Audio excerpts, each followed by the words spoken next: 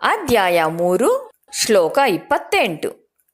ತತ್ವವಿತ್ತು ಮಹಾಬಾಹೋ ತತ್ವವಿತ್ತು ಮಹಾಬಾಹೋ ಗುಣಕರ್ಮ ವಿಭಾಗಯೋಃ ಗುಣಕರ್ಮ ವಿಭಾಗಯೋಃ ಗುಣಾಗುಣೇಷು ವರ್ತಂತೆ ಗುಣಾಗುಣೇಷು ವರ್ತಂತೆ ಇತಿ ಮತ್ವಾ ನ ಸಜ್ಜತೆ ಇತಿ ಮತ್ವಾ ನ ಸಜ್ಜತೆ.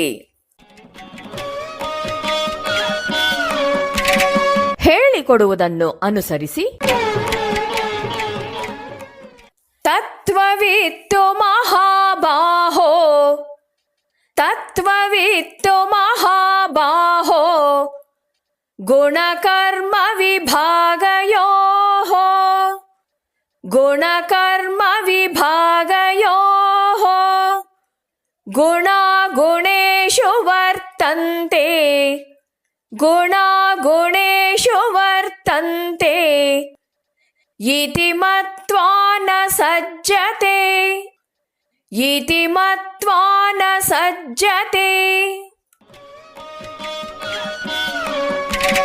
ಪೂರ್ಣ ಶ್ಲೋಕವನ್ನು ಅಭ್ಯಾಸ ಮಾಡೋಣ.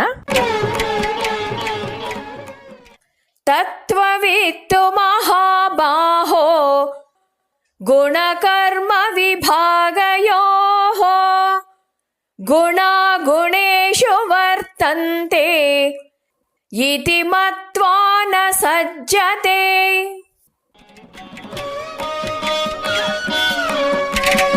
ಶ್ಲೋಕದ ಅರ್ಥವನ್ನು ತಿಳಿಯೋಣ. ಜ್ಞಾನಿಯು ಚಟುವಟಿಕೆಗಳಲ್ಲಿ ತೊಡಗಿರುವಾಗ ಅವನಿಗೆ ಇರುವ ಭಾವನೆಯನ್ನ ಕೃಷ್ಣ ಇಲ್ಲಿ ವಿವರಿಸ್ತಾನೆ.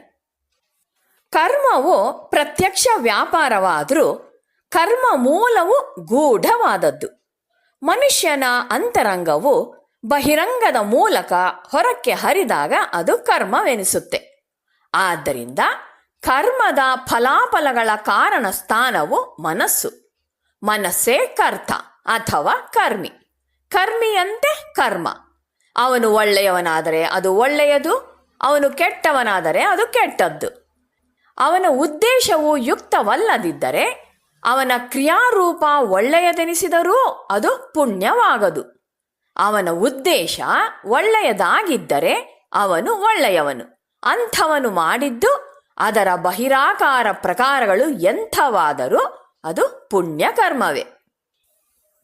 ತತ್ವ ಅಂದರೆ ಸತ್ಯ. ಶಂಕರಾಚಾರ್ಯರು ಹೀಗೆ ಹೇಳಿದ್ದಾರೆ, ತಸ್ಯ ಭಾವಃ ತತ್ವಂ. ಒಂದು ವಸ್ತುವಿನ ಬಗ್ಗೆ ಇರುವ ಸತ್ಯಕ್ಕೆ ತತ್ವ ಅಂತ ಹೆಸರು.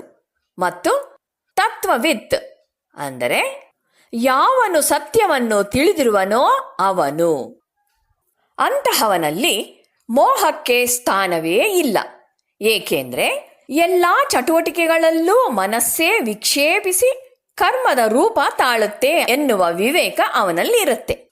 ಕರ್ಮವು ಮಾನಸಿಕ ಪ್ರಪಂಚಕ್ಕೆ ಸೇರಿದ್ದು ಅಂತ ಒಮ್ಮೆ ಜ್ಞಾನಿಯು ತಿಳಿದುಕೊಂಡ ಮೇಲೆ ಅದರ ಫಲಗಳಲ್ಲಿ ಅವನು ಅನಾಸಕ್ತನಾಗಿರ್ತಾನೆ. ಗೆಲುವು ಮತ್ತು ಸೋಲು ಮನಸ್ಸಿಗೆ ಸೇರಿದ್ದು ತನಗಲ್ಲ. ಇಷ್ಟಾನಿಷ್ಟಗಳು ಮನಸ್ಸಿಗೆ ಸೇರಿದ್ದು ತನಗಲ್ಲ. ಪ್ರೇಮ ದ್ವೇಷಗಳು ತನ್ನದಲ್ಲ, ಮನಸ್ಸಿಗೆ ಸೇರಿದ್ದು ಅಂತ ತಿಳಿದಿರ್ತಾನೆ. ಹೀಗೆ ಸಂಪೂರ್ಣ ಆಂತರಿಕ ಸ್ವಾತಂತ್ರ್ಯದಿಂದ ಅವನು ವರ್ತಿಸ್ತಾನೆ. ಅವನು ಹೇಗೆ ಯೋಚಿಸ್ತಾನೆ? ಗುಣಕರ್ಮ ವಿಭಾಗಯೋಃ. ಗುಣ ಮತ್ತು ಕರ್ಮವೆಂಬುದಾಗಿ ವಿಭಾಗಿಸಿರುವ ಕುರಿತು. ಗುಣ ಅಂದರೆ ಪ್ರಕೃತಿಯ ಶಕ್ತಿಗಳು, ಕರ್ಮ ಅಂದರೆ ತಾನು ತೊಡಗುವ ಕ್ರಿಯೆ. ಒಂದು ಇನ್ನೊಂದನ್ನು ನಿರ್ದೇಶಿಸುತ್ತೆ. ಈ ಗುಣ ಮತ್ತು ಕರ್ಮಗಳ ಪರಸ್ಪರ ಸಂಬಂಧವನ್ನು ಅರಿತವನು ಅವನು ಹೇಗೆ ಯೋಚಿಸ್ತಾನೆ? ಗುಣಾಗುಣೇಷು ವರ್ತಂತೆ ಅಂದರೆ ಗುಣಗಳು ಗುಣಗಳಲ್ಲಿ ಕೆಲಸ ಮಾಡುತ್ತಿರುವುವು, ಗುಣಗಳು ಗುಣಗಳೊಡನೆ ವರ್ತಿಸುತ್ತಿರುವುವು ಅಂತ ಯೋಚಿಸ್ತಾನೆ. ಇತಿ ಮತ್ವ ಅಂದರೆ ಹೀಗೆ ತಿಳಿದುಕೊಂಡು ನ ಸಜ್ಜತೆ ಅದರಲ್ಲಿ ಅಂಟಿಕೊಳ್ಳುವುದಿಲ್ಲ. ಅಹಂಕಾರವು ಅಲ್ಲಿಂದ ಬಿಡಿಸಿಕೊಂಡು ಆಧ್ಯಾತ್ಮಿಕವಾಗಿ ಮೇಲ್ಮಟ್ಟಕ್ಕೆ ಏರುವುದು. ಪ್ರಕೃತಿಯ ಗುಣಗಳಲ್ಲಿ ಸಿಕ್ಕಿಹಾಕಿಕೊಂಡವನು ಅವುಗಳ ಸೇವಕನಾಗ್ತಾನೆ, ಅವುಗಳಿಂದ ಬಿಡಿಸಿಕೊಂಡವನು ಮುಕ್ತನಾಗ್ತಾನೆ. ಕರ್ಮವನ್ನ ವಿಭಜನೆ ಮಾಡಿದರೆ ಅದರಲ್ಲಿ ಹೊರಗಿನ ಭಾಗ ಮತ್ತು ಒಳಗಿನ ಭಾಗ ಎರಡನ್ನು ನೋಡ್ತೇವೆ. ಹೊರಗೆ ಇರುವುದು ಕರ್ಮ, ಆ ಕರ್ಮದ ಹಿಂದೆ ಇರುವುದು ಗುಣ. ಈ ಗುಣ 3 ವಿಧವಾಗಿದೆ. ಈ ಗುಣಕ್ಕೆ ತಕ್ಕ ಕರ್ಮ ಪ್ರತಿಯೊಬ್ಬ ವ್ಯಕ್ತಿಯ ಮೂಲಕವೂ ಆಗ್ತಾ ಇರುತ್ತೆ. ಅಜ್ಞಾನಿಯಲ್ಲಿ ಇವೆರಡೂ ಮಿಶ್ರವಾಗಿ ಹೋಗಿವೆ.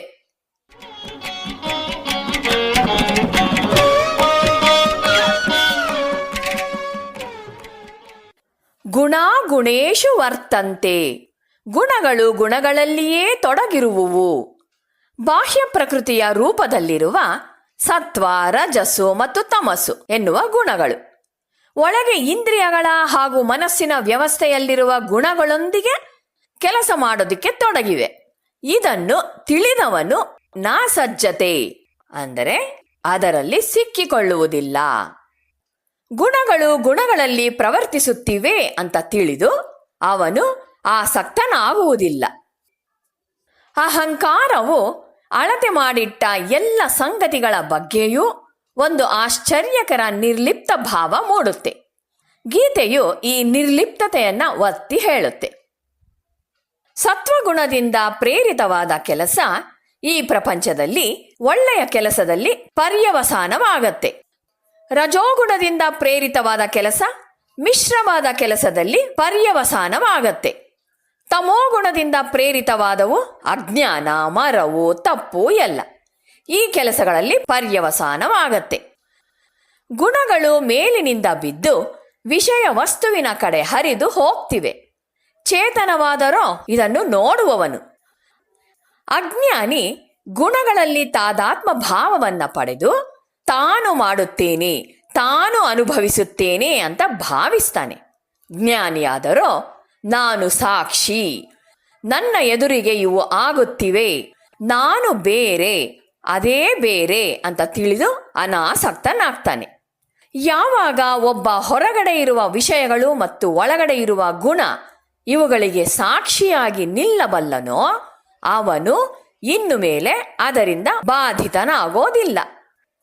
ನಾವು ಬಾಹ್ಯ ಆಕರ್ಷಣೆಯಲ್ಲಿ ಮುಳುಗಿ ಹೋಗ್ತೇವೆ.